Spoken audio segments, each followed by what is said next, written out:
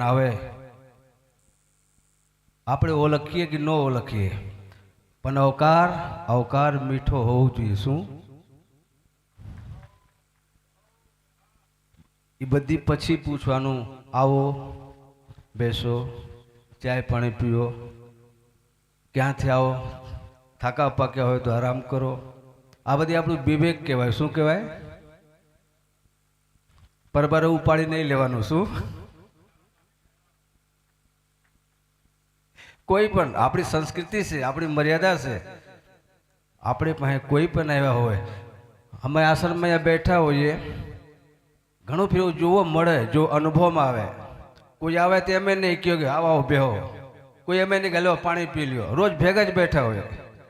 અરે ભાઈ વિવેક છે, વિવેક ચૂકવાનું ન હોય। કોઈ બહારથી આવ્યા હોય, અજાણ્યા હોય, તરસ્યા હોય, થાક્યા હોય, આશ્રમની અંદર આવ્યા હોય, તો ગુરુ મહારાજ કહે આ દિગંબર બાપુની તિથિ છે એટલે આજે બાપુ ઘડી ઘડી યાદ આવે છે। ઓમ તો કાયમ ભેગા જ છે પણ વિશેષ યાદ। આશ્રમની અંદર આવ્યા હોય કોઈ પણ, શરૂથી બાપુ જ્યારે મૌન હતા ને, મૌન, કોઈ આવે ખાલી આમ ઈશારા કરે, જો આમ, એટલે પેલા રકાવી હાલતી, ખબર છે રકાવી, એટલે બાપુ આમ કરે એટલે સમજી લો ચાય દેવાનું છે। શું ખાલી આમ આમ હાથ કરે એટલે સમજી લો ચાય પાવાનું છે, તો સીધા પહેલા ચાય પાવાનું, પાણી દેવાનું, ટાઈમ હોય તો પ્રસાદ દેવાનું। બાપુ કે તમે આ વિવેક શીખો, આ વિવેક પહેલા શીખી લ્યો। કોઈ પણ આપણે સાનિધ્યમાં આવે એમને આવકાર મીઠા આપો, પ્રેમથી આપો। સામે વાળા થાકતા અડધા એમને ઉતરી જાય, અને આવે અને આપણે મોઢા ચડાવીને બેસી જઈએ તો કેવું લાગે? આજે આવીને ક્યાં હલવાના આપણે, એવું થાય પછી। હું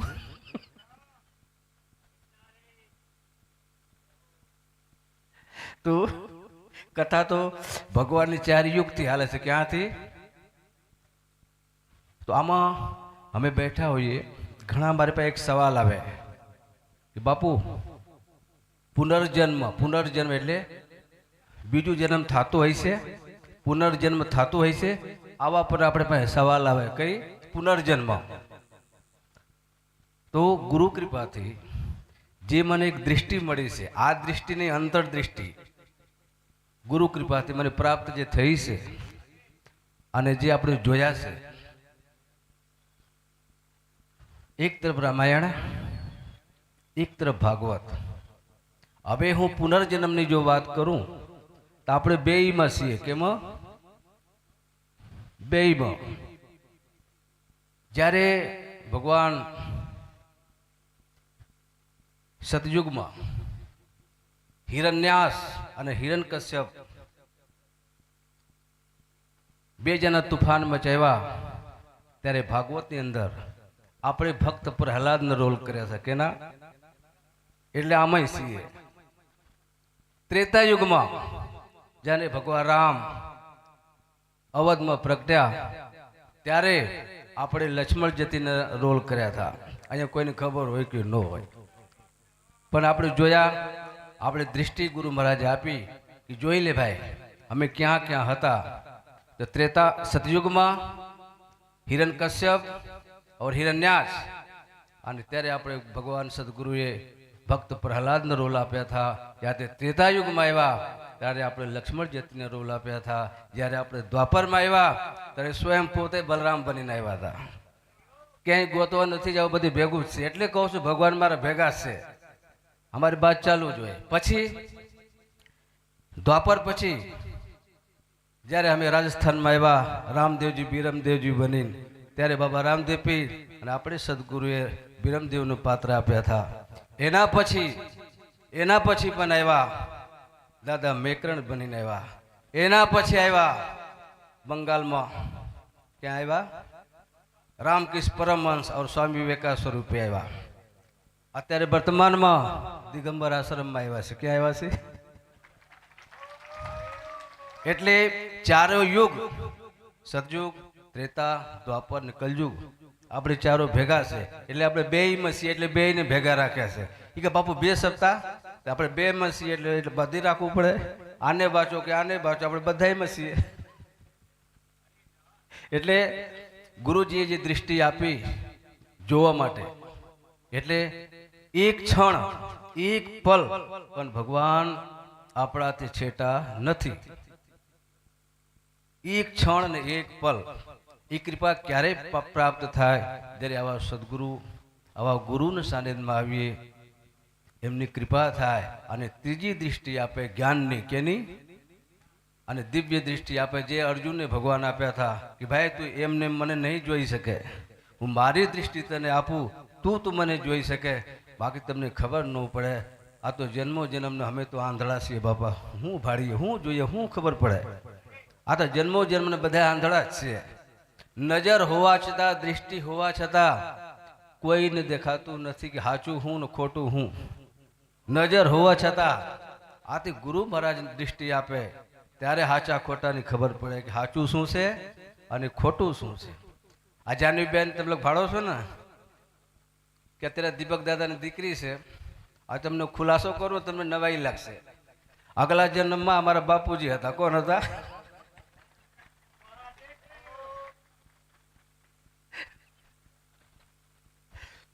અમારા બાપુજી નારાયણ નારાયણ ઠેઠ લગી કર્યા. ક્યાં સુધી? ઠેઠ લગી. અને એને મને કીધું હવે તારી ભક્તિ આગળ વધે કે મારી હવે સમય બતાવશે. તો મેં કીધું બાપુજી આપણે ભેગા રહીએ તો હાલો. તો ત્યાં તે શરીર મૂકીને અહીંયા શરીર ધારણ કર્યા. તો ખાલી પિંજરું બદલાય, માત પિતા બદલાય, ભૂમિકા બદલાય, તત્વ તો એ નહીં છે. એટલે ભગવાન ગુરુ મહારાજ થોડી કે ભાઈ થોડી પડદો રાખજો, આવું ખોલતો નહીં બધી. આમાં બધા આપણે હગાવાલા જ છે. શું છે આમાં? બધા કોઈ આમાં નવા છે જ નહીં. 4 યુગથી આ બધામાં આપણે ભેગા છીએ. આમાં શરીર મૂકીએ, અહીં કોર્સ પૂરા કરીએ, પછી આગળ જઈએ, બીજે જઈએ, ત્રીજે જઈએ, ભેગા ને ભેગા. આમાં નવું કોઈ છે જ નથી, બધા આપણે હગાવાલા જ છે. એટલે ભગવાન ગુરુ મહારાજ કહે બધાય સાથે પ્રેમ કરો, બધાય સાથે પ્રેમ કરો અને કોઈનું અપમાન ન કરો, કોઈને તોછડી ભાષા બોલોમાં ખૂબ પ્રેમ કરો, જીવન જીવી લ્યો. આપણે બાદીએ તોછડી ભાષા વાપરીએ, ન બોલવાનું શબ્દો બોલીએ તો મગજમાં એ નહીં ટેન્શન ફરે. શું ફરે? આખી જીવન જીવવાની મજા બગડી જાય. શું બગડી જાય? પછી અમે દિગંબર બાપુના સાનિધ્યમાં આવ્યા અને બાપુ એક ફેરું આ મંદિરનું કામ ચાલતું હતું. બાપુને શું દેખાણા એ છે ગુરુ મહારાજ જાણે. બાપુ મને કે તું આશ્રમ से નીકળી જા. કડક ભાષામાં હો, આશ્રમ से તું નીકળી જા. અને નીકળી ગયા. 40 દિવસ માત્ર ને માત્ર નારિયેળના પાણી ઉપર રહ્યા. કેટલા? 40 દિવસ કે જ્યાં સુધી દિગંબર બાપુનો ફોન ન આવે ત્યાં સુધી જમવાનું થતું નથી. અને 40 દિવસ પૂરા થયા અને બાપુનો ફોન આવ્યો સવારમાં 4 વાગે કે આનંદગીરી તું મને ન ઓળખી શક્યો કે હું તને ઓળખી ન શક્યા. મેં કીધું બાપુ આદેશ કરો. એ કે તું આવી જાય, બીજું કાંઈ નહીં.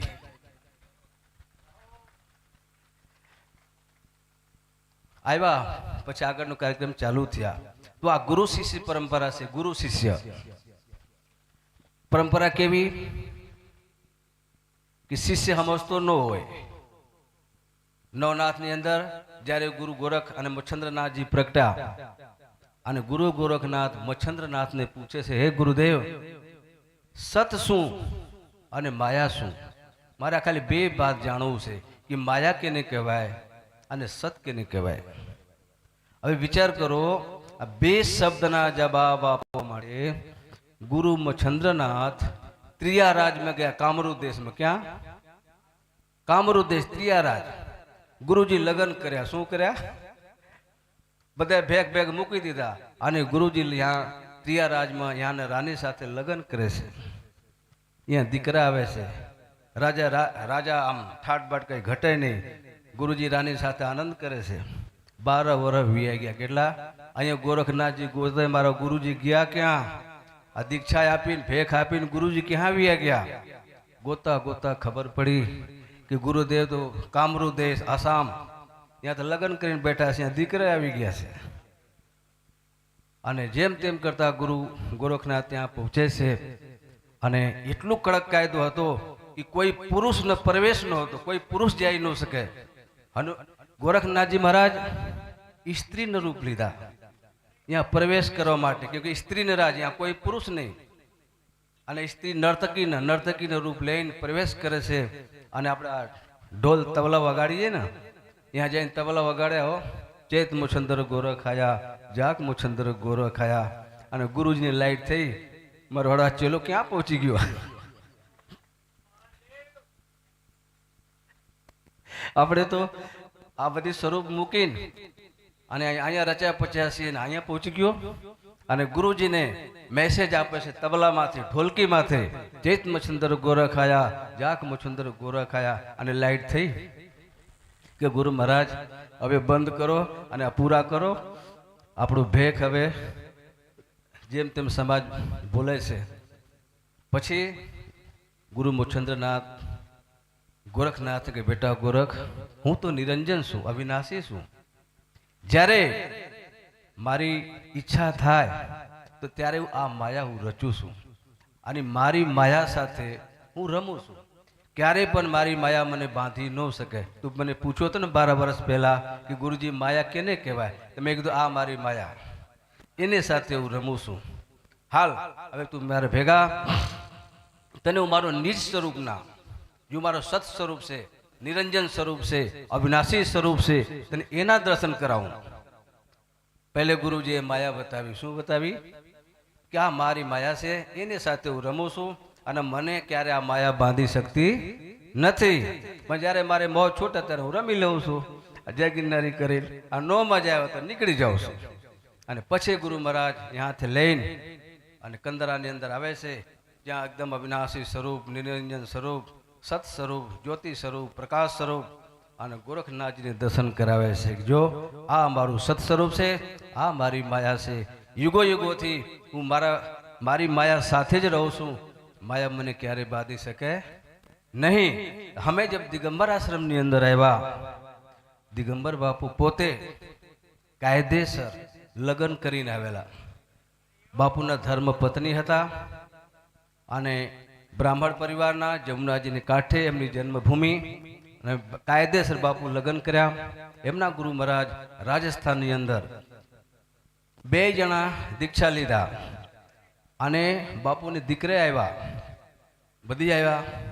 અમે અહીંયા આવ્યા, કોઈ દિન આવું ગુરુને પ્રત્યે એવું વિચાર ન આવ્યો કે મારા ગુરુજી ગિરહસ્તી છે, મારા ગુરુજીને દીકરા છે. કોઈ દિન આવો વિચાર ન આવ્યા. મેં કીધું ગુરુદેવે માયા રચી છે, ગુરુને માયા તરફ નહીં, ગુરુ તરફ આપણું ધ્યાન હોવું જોઈએ.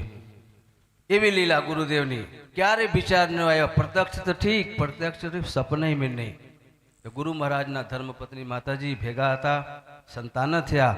પણ જ્યારે અમે આ સાનિધ્યમાં આવ્યા, કોઈ દિન ગુરુની પ્રતિ કુભાવ અભાવ ક્યારે ન આવ્યો. એવી ભાવથી અમે અહીંયા સેવા કરી, ત્યારે ગુરુ મહારાજે સંપૂર્ણપણે આશીર્વાદ દીધા. પછી ઈ નહીં માતાજી અહીંથી વિદાય લઈને ભુજમાં જઈને એની સાધના કરી. દિગંબર બાપુ અહીંયા જ આવ્યા, અને સમય જતા 2 જણા શરીર પૂરા કરે છે. એવું બાપુ દિગંબર બાપુનો ઇતિહાસ. આજે આપણે ગુરુને પ્રતિ આપણે સેવા કરતા હોઈએ, કેવા કેવા વિચારો પ્રગટ થાય, કેવા કેવા વિચાર પ્રગટ થાય. વિચાર તો કરો. તો એટલે ગુરુ મહારાજ કહે કે ભાઈ શુદ્ધ વિચાર, શુદ્ધ દૃષ્ટિ આપણા અંદર એવું કરે ભાવ ન આવે કે ગુરુને પ્રતિ મારા ગુરુ આવા છે. એક બાર જો વિચાર બદલાણો, એક બાર જો શંકા થઈ, પછી આ જિંદગી પૂરી થઈ જાય, ક્યાંય મેળ ન આવે, ક્યાંય મેળ ન આવે. લખી લેજો. ગુરુને પ્રતિ એક બાર અભાવ આવ્યો, કુભાવ આવ્યો, અને ગુરુને પ્રતિ જો શંકા આવી, પછી આ જન્મ તો નહીં, પણ કેટલા જન્મ વ્યા જાય. अब नहीं बनेगी तो फिर कभी नहीं बनेगी. એટલે દિગંબર બાપુને યાદ કરીને આ બધા લોકોને, દિગંબર બાપા દત્તાત્રેય ભગવાન માં અંબાને પ્રાર્થના કરીએ, આ બધા લોકોને જીવન મંગલમય હો. જય ગિરનારી. ઓમ નમો નારાયણ.